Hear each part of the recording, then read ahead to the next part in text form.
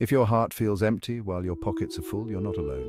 In a serene village, Omar had it all: wealth, success, status. But deep inside, he felt a void.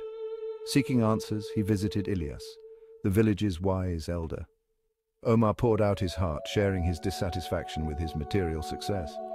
Ilyas listened, then guided Omar to a wooden bridge spanning a tranquil river. "Life is like this bridge," Ilyas said, "a passage, not a place to dwell." Omar pondered this. Could his quest for wealth be like clinging to the bridge? Slowly, he grasped the metaphor. Possessions are temporary. Life is a journey. Omar began to transform, shifting from accumulating wealth to nurturing his inner self. He donated his riches, embraced contemplation, and sought spiritual growth. As he focused inward, peace and fulfillment followed. Omar's inner journey inspired others in his village, sharing wisdom about the transient nature of life and the true wealth within. Reflecting on his journey, Omar found gratitude. Life's ultimate destination isn't in riches, but in the spiritual treasures we cultivate within.